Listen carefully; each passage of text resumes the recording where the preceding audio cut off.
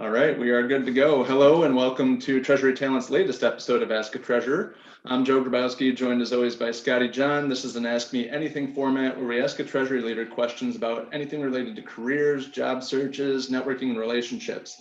We do have questions that Attila will be answering for us, but this is an Ask Me Anything format from the audience. So if you have any questions, thoughts, comments along the way, Scotty is currently on mute and monitoring the conversation. He'll jump in with questions as we have them. Today's guest is Attila Halmy. Attila is the treasurer of GE Lighting, which is a Savant company. Attila, thanks for joining us. How are you? Doing great. Thank you for having me. No, thanks for joining us. And where in the world are you located? I am currently speaking to you from Houston, Texas, which is the oil and gas capital of the earth. But I moved the industries to GE Lighting, and as luck would have it, within the pandemic, every one of us are working from home in this environment. So I am doing my work just from my small home office, like many of you and the listeners today. Perfect. Yep. And yeah, to your point, definitely know Houston is oil and gas, and we are all working from home right now. So again, thanks for the flexibility and thanks for joining us. One final call out before we get started to the audience. If you have any questions, feel free to get them moving. I'll ask Scotty every now and again just to throw any questions out there that come in. So this is your invite.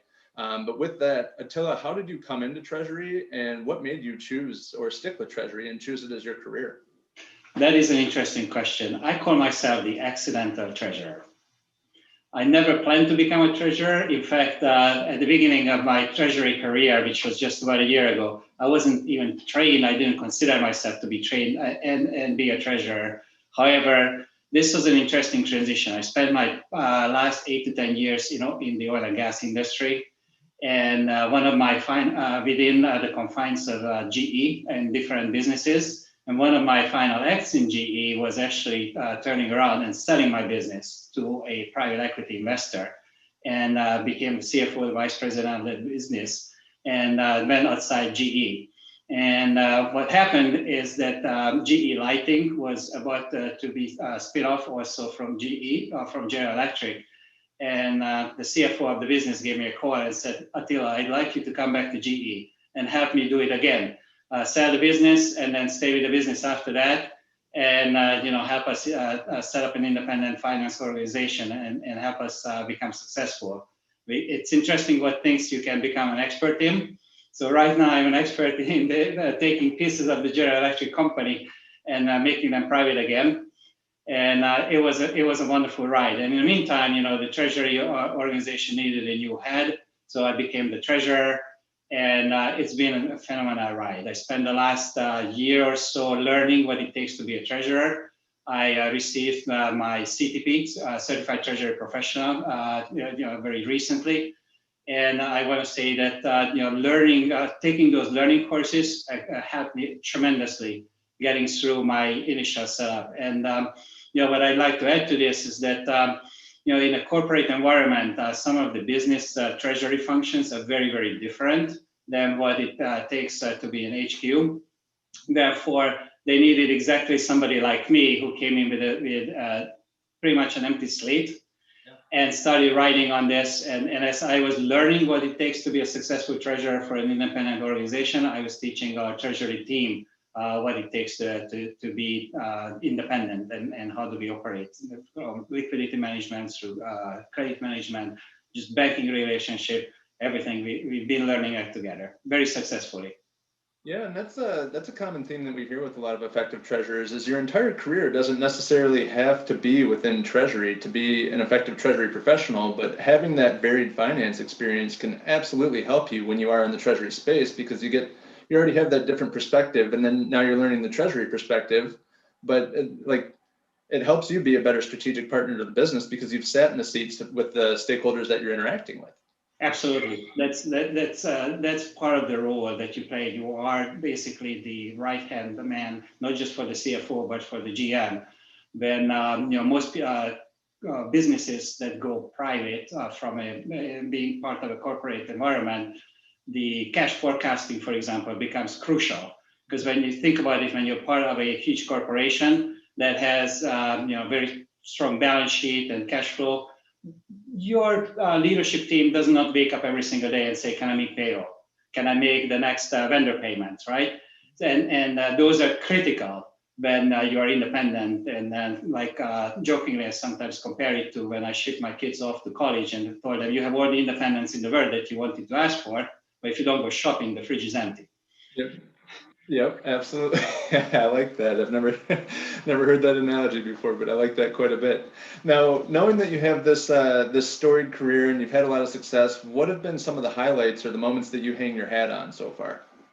Right. So just from the beginning, it was a phenomenal ride for me in Treasury. Coming in and at the beginning working on the carve out from the corporation and figuring out how do we want to coexist and cooperate with the banks, establishing an asset-based lending, revolving credit line for the business, and then also learning, what it takes to manage payments and collections. I have a wide range of services on my team. I'm so proud of my team. They have performed wonderfully. We've hired a bunch of individuals who are also learning their new roles with me, and we also have a couple of people who've been doing this.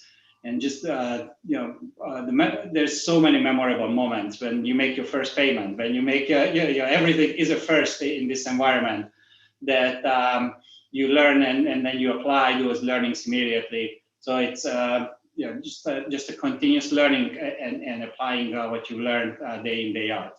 Your first hedging, your first LIBOR contract, your first everything as you go through these.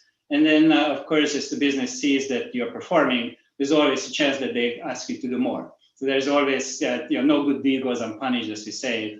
Every time something goes successfully, they say, oh, that's awesome. Can you just do this? Can you? So our team's responsibility has been growing over the past year significantly. And we are taking on more and more opportunities to help the business grow and become more profitable. Definitely. And Scotty, it looks like we might have a question from the audience. We do, yeah. Thanks, Joe. And Attila, I think you touched on this a little bit, but to make it explicit, we had a question come through about coming from outside of Treasury and obviously having the finance experience, but having to learn the function at this level. How did you settle into that? Any recommendations for the audience? Yes, of course. That's a great question. Thank you very much, Scotty. There's no easy answer to this. It was hard work. I spent probably hundreds of hours learning through the past year on what it takes to be a good treasurer. And especially at the beginning, I leaned heavily on my network. I reached out to everybody that I knew or people that were able to connect me with treasurers, specifically with people who are working in the front end of the carve-out.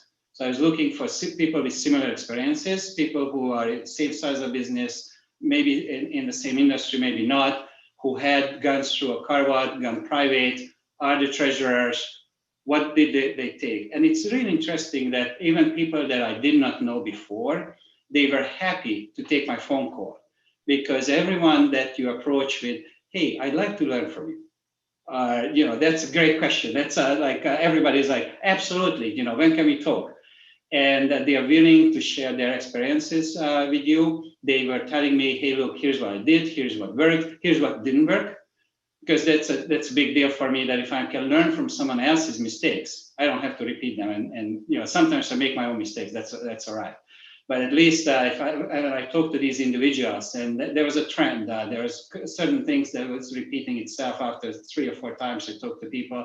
Here are the top 3 things that you have to be mindful of. Here's a few things you have to put in a direct cash forecasting model. Everybody does that. So, we implemented all those recommendations, the relationships with the bank, the transitions. I learned from people who did this just ahead of me, not 20 years ago, but right there and then follow their footsteps. And of course, we stayed in touch, and I still get phone calls from some of them. Hey, how's things going?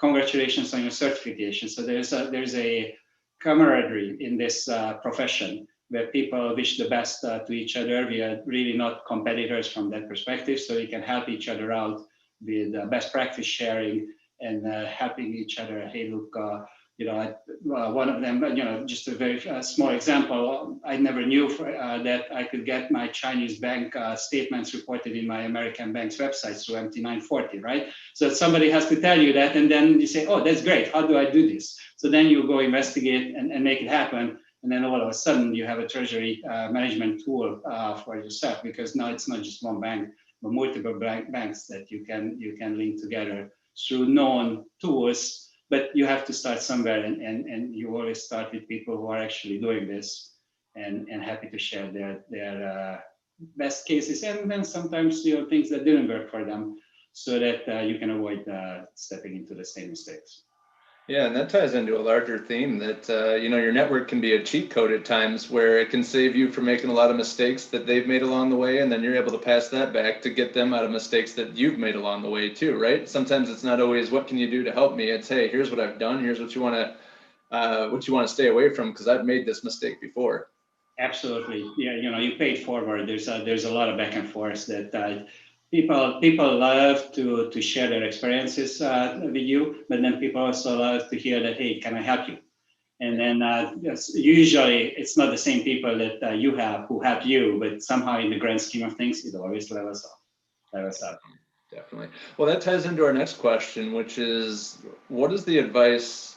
I'm gonna kind of make this a two-part question, knowing that you're recently moved into Treasury, and I'm gonna say recently, although probably a year in Treasury is 7 years of any other kind of career, right? Especially over the last year. But what's the best advice that you would give to a younger Attila? And then what's the part two to that will be, what's the advice that you wish you had a year ago as you were entering the space? Very good. So generally speaking, and I was thinking about that a lot, the advice that I can give to younger, whether it's treasury or finance professionals, is the following. Always take the hard role. Never shy away from working hard, because with the hard role comes experiences. And look, if it's difficult, if it takes a lot of learning, nobody can take that away from you. It's okay to say, hey, I don't know this, but I'm going to look into this and I'm going to learn this. And case in point, I didn't know anything about Treasury when I became the treasurer of this organization. And yet they trusted me, they trusted my experiences, and they knew that, once I sink my teeth into what needs to get done, we will deliver it. So, if you don't believe that you can do it, nobody else will believe in you. So believe in yourself. And then go to places outside your own comfort zone. It doesn't have to be something that you've already done. It doesn't have to be something. Now, of course, if you are a treasury professional and you're planning on becoming a lawyer, that's a different story. That takes a little bit more than just guts and hard work. But that goes to continued learning. Like always, the day when you stop learning is the day when you stop developing yourself. So there's and there's no shame in obtaining knowledge from any and every source. Sometimes we are so used to going to school and taking educators. Sometimes I learn from our children. Sometimes I learn from all kinds of various sources that you pick up things all over the world around you, and you take lessons learned from everything. Yeah. The advice that I wish I take to heart, and I take it to heart seriously now, a lot more than when I was young. And the advice that I wish somebody gave me originally is to work on relationships. Just like how you work on your personal relationship on every single day, because what's important, you want to keep it. And it's the same thing in business. If you forget about your relationship, if you take them for granted, you grow apart. And then when you do need them, they may or may not be there for you. So you have to put some chips into that piggy bank every single day and continue evolving. And the disclaimer I would put on this is to work on your healthy relationship.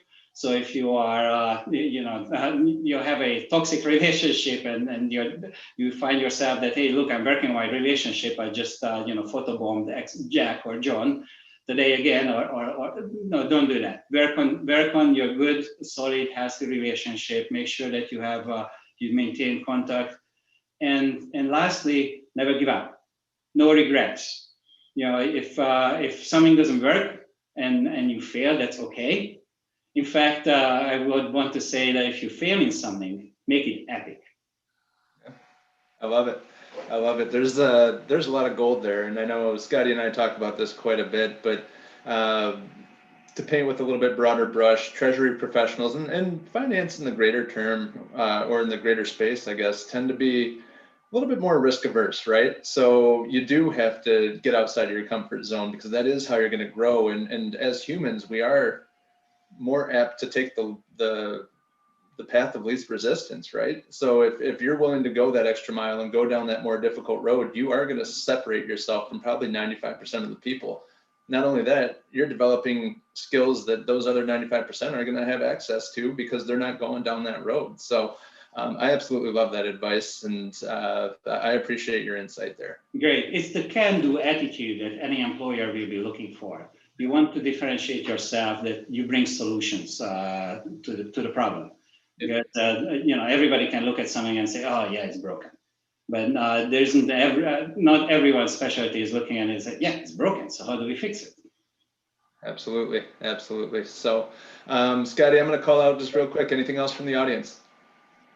Not yet. So for those of you watching, and I see that there's quite a few of you, please, now's your opportunity to plug a question into the comments section for Attila. Perfect. And so, Attila, when it comes to hiring into your team, what do you look for in your direct reports, knowing that you don't have a traditional treasury background? If you're going to hire into your team in treasury, what are you looking for? What's important to you? So there's a couple of things. That's a complicated question, because there's different things that you look for in different settings, right? Depending on whether you're hiring an entry-level professional, are you hiring a seasoned professional, are you hiring a leader? You're looking for different traits, but most importantly, what I look for is attitude. I think you can teach skills. That's what I believe in, to most everyone. But having the right attitude towards work, towards problem solving, towards life itself, is really important, as well as fitting within the team. Some employers and some hiring managers make a mistake of hiring maybe the best expert without looking at their soft skills and without looking for whether they will be good at to the team.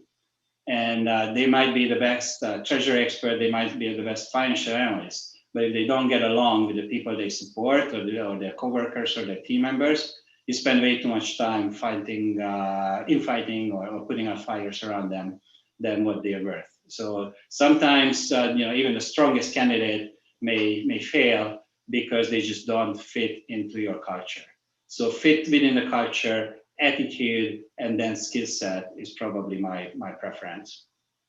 And I love to hear that skill set is the number 3, although still important. It kind of falls a little bit further down the line, because to your point, a strong leader can teach the technical skills that are necessary for, and if it's even not you, but it's your right hand teaching that person, you have to back yourself at some point, right? And that's how hiring becomes easier for you, is because you start to see the potential. It's not just you need someone who checks every box. You're willing to hire on potential and train, which allows you to be a little bit more flexible on the soft skills and take the shot on the person who's willing to learn.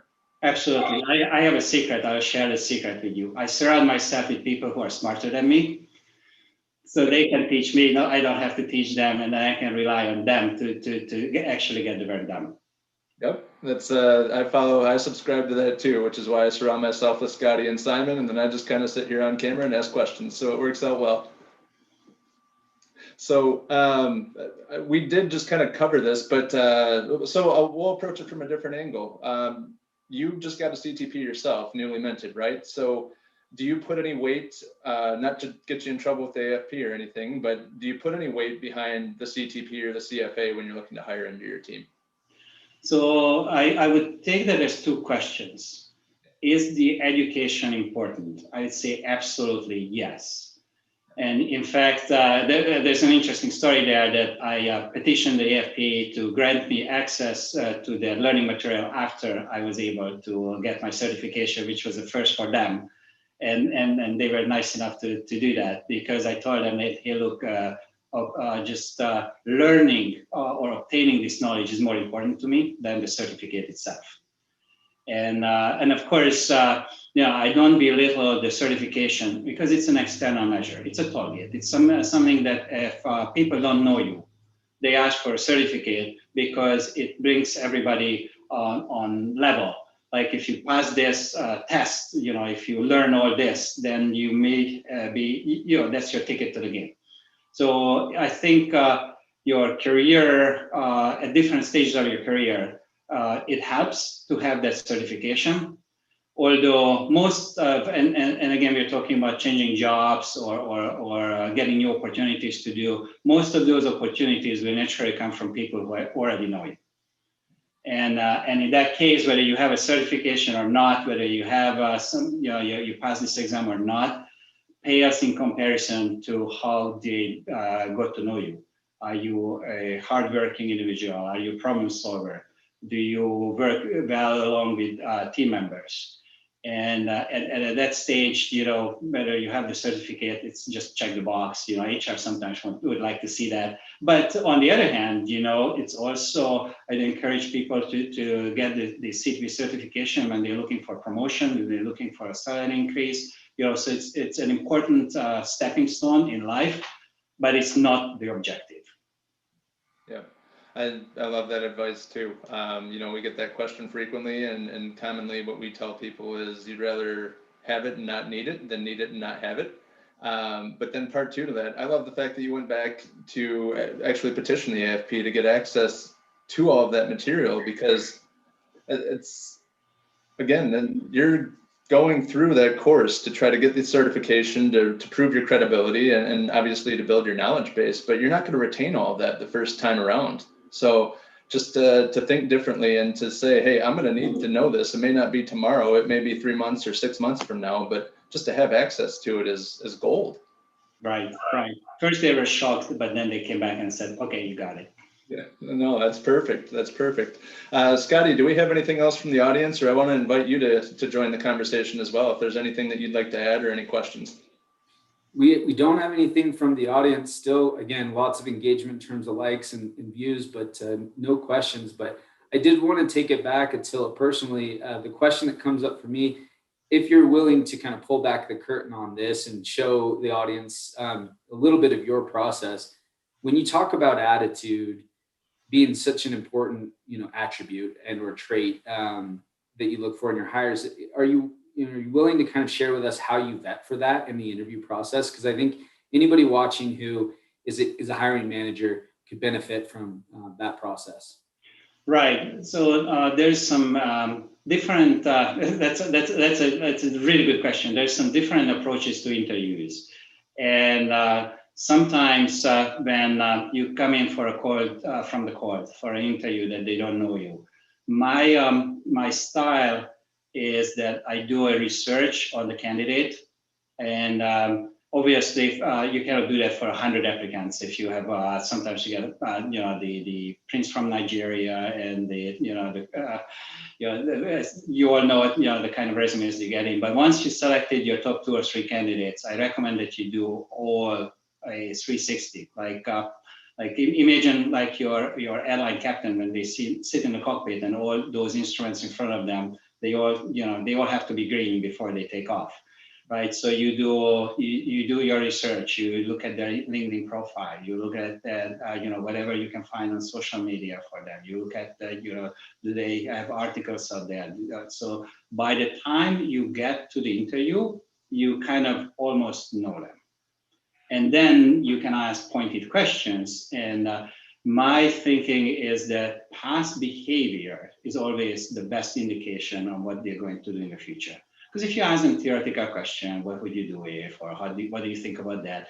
Everyone has learned enough by the time they get in front of you that they pass those with flying colors. And I'm not belittling that, if you are fresh out of school, if you just learned in graduated from college, you learn how to interview well, that's great. Interviewing skills is important. You don't have a second chance to make a first impression, so you have to appear professional and provide the right answers. But as you go become more seasoned, you have to be able to talk to your experiences. What did you do? Bring up some concrete examples. Here's a situation where I faced adversity. Here's something that I did in order to do something differently. Here's how I improved an already bad situation. My favorite interviewee question, and probably 50% of them get it right, is that knowing what you know today, what would you do differently in your past? And a lot of people start thinking about that. Okay, so if I go this way, what are they going to think about that? And but seriously, if people do some serious soul searching and they admit to failure, they say, hey, look, this didn't go very well.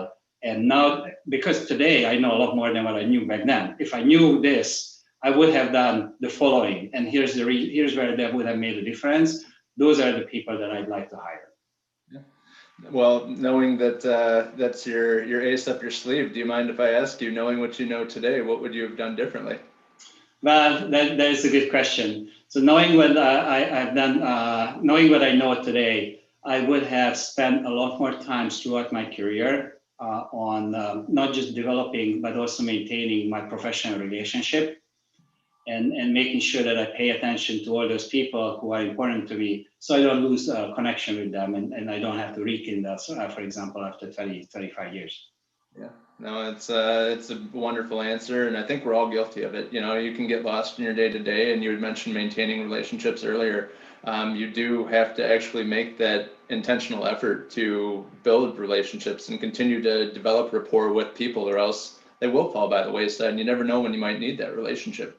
Of course, and there's a saying that right, drinking your own bathwater, right? So if you're so focused on your work that internally on your team, on your company, you don't lift your head up and look around what's going on in the world externally, you get lost, and then you need those external influencers that can help keep you grounded, and then bring new technologies into your life or new news, what's going on outside your comfort zone.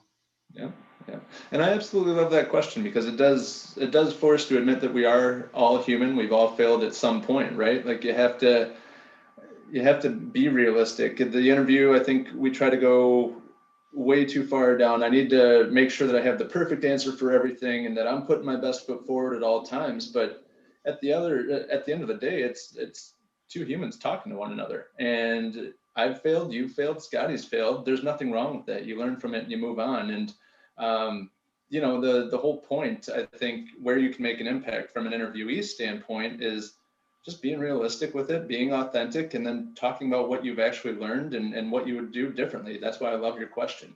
Exactly. You look at the videos of the Falcon X rocket going up in flames. That's an epic example that hey, look, there's big failures, but you learn from it. And then what do you do differently? So when you actually put people on those rockets and in the space capsule and you take them to the moon and beyond, it doesn't happen again. For sure, for sure. Scotty, anything else from the audience or anything that you want to add? No, nothing else from the audience. And I think the only thing I want to add is thank you so much, Attila. Like Joe mentioned, there's several nuggets of gold in this interview today in terms of value for our audience. So appreciate you coming on and sharing that with us. It's been a pleasure talking to you gentlemen today.